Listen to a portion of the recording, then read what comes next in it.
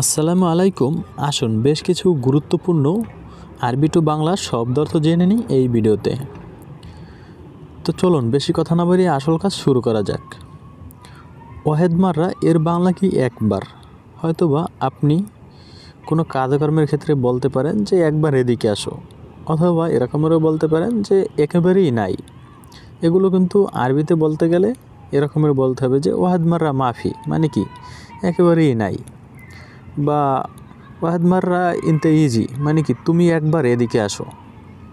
এরকমের আসলে হয়তো বা বিভিন্ন সিচুয়েশন অনুযায়ী ব্যবহার করতে পারেন। তো এখানে মূলত মাররা অর্থ বার বোঝায় এবং ওয়াহেদ অর্থ এক, তো ওয়াহেদ মাররা। আবার যদি শুধু মাররা বলেন তাহলে কি একবার বা একেবারেই এরকমের বোঝায়। যাই হোক, এরপর আছে হাব্বা এর বাংলা টুকরো অথবা পিস। অনেক সময় আমরা বলে থাকি যে কাম হাব্বা ইনতে আবগা, মানে কি তোমার কত টুকরা লাগবে অথবা তোমার কত পিস লাগবে। বা আপনি দোকানদারকে বলতে পারেন যে এতনিন হাব্বা জিপ, মানে কি 2 টুকরা দাও বা 2 পিস দাও। এতনিন অর্থ 2, হাব্বা অর্থ টুকরো অথবা পিস। এরপরে আছে রেজ্জা অর্থ ফেরত দেওয়া, যে কোনো জিনিস ফেরত দেওয়া, এর আরবি কি রেজ্জা।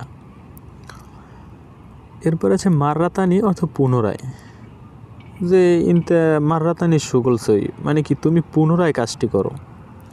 আসলে একটা জিনিস কি মূলত ছোট ছোট শব্দগুলো একটু যদি নিজে নিজে চর্চা করেন, চেষ্টা করেন, তাহলে অনেকটাই সম্ভব। মূলত অনেকে আছে এই ভিডিওগুলো কি করে ডাউনলোড দিয়ে ফোনে রাইখে দেয়, কিন্তু কোনো কাজে আসে না। আর যদি অনলাইনে বসে একটু দেখে, পাশাপাশি একটু নিজে নিজে চর্চা করে, তাহলে কিন্তু অনেক মানে মাথায় এসে যায়। একটা কথায় আছে যে খাতায় আছে মাথায় নাই। তো আমরা এটাই করি, ডাউনলোড দিয়ে ফোনেই রাইখে দিই, কিন্তু মাথায় থাকে না। এরপরে আছে সাওয়া সাওয়া অর্থ সাথে অথবা সাথে সাথে অথবা একই সাথে, যে রকমেরই বলেন না কেন। মূলত সাওয়া সাওয়া এর বাংলা সাথে সাথে বা সাথে। হয়তোবা আপনি বলতে পারেন যে তুমি সাথে যাও, মানে কি ইনতেরো সাওয়া সাওয়া। যাই হোক, এরপরে আছে তাস্কিরা অর্থ টিকিট।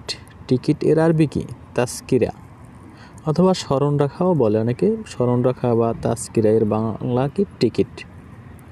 এরপরে লেশ অর্থ কেন। কেন এর আরবি কি লেশ। মোসা আদা এর বাংলা কি সাহায্য।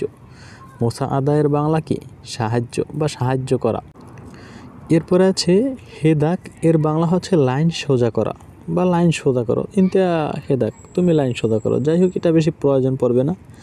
এমসি তাল মানে কি হেঁটে আসো।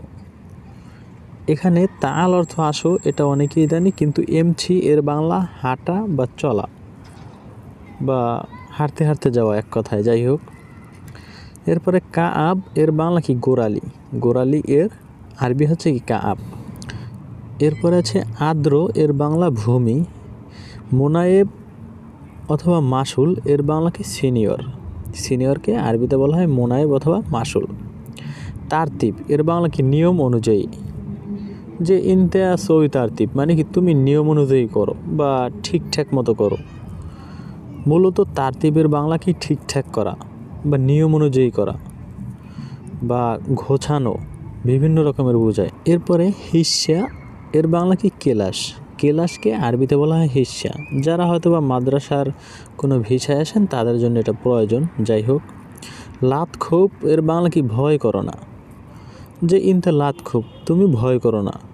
অথবা মাফি খুব, মাফি খুব বা লাত খুব এর বাংলা কি ভয় করো না। হিন্দে বাত এর বাংলা কি শৃঙ্খলা। শৃঙ্খলাকে আরবিতে বলা হয় হিন্দে বাত। একাপ এর বাংলা কি শাস্তি। শাস্তিকে আরবিতে বলা হয় কি একাপ। এরপরে আছে মুতাখের এর বাংলা কি দেরি করো না। তো দেখেন, এখানে মূলত মু অর্থ কি না বা মো। মো বা মু অথবা লা এর বাংলা কি না, অথবা মাফি এর বাংলা কি নাই। যাই হোক, তো এরপরে তাখের অর্থ কি দেরি করা। তো মুতাখের এর বাংলা জানতে পারলাম দেরি করো না। বা আপনি বলতে পারেন যে এত দেরি কেন, মানে কি লেশ তাখের, এই যে মানে কি এত দেরি করে আসছো কেন, এরকমের। যাই হোক, এরপরে ওয়েন মৌজুদ অর্থ কি কোথায় আছো। ওয়েন অর্থ কোথায়, মৌজুদ অর্থ কি আছো।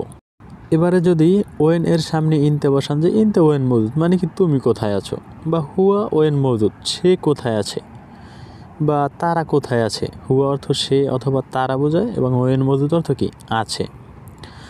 এরপর আছে বুখরারো, এর বাংলা কি কালকে যাও। বুখরা অর্থ কি আগামীকাল বা কালকে, এবং রো অর্থ যাও। মিতেরো, এর বাংলা কি কখন যাবে। মিতে অর্থ কখন, রো অর্থ কি যাবে। এরপরে ইন্দি অর্থ কি আমার কাছে। তো দেখেন এখানে ইন্দি শব্দটি অনেক ছোট, কিন্তু এর বাংলা কি আমার কাছে। আবার যদি বলেন যে ইন্দেক মানে কি তোমার কাছে, দুইটা জিনিস অথবা মাথায় রাখেন আজকে। ইন্দি অর্থ আমার কাছে, ইন্দেক অর্থ কি তোমার কাছে। তো এই ধরনের যদি গুরুত্বপূর্ণ ভিডিও পেতে চান তাহলে অবশ্যই লাইক দিয়ে সাবস্ক্রাইব করে সাথেই থাকবেন এবং আপনার নতুন কোনো প্রবাসী বন্ধুকে শেয়ার করে দিয়ে দেখার সুযোগ করে দেবেন। ধন্যবাদ, ভালো থাকুন, সুস্থ থাকুন, আল্লাহ হাফেজ।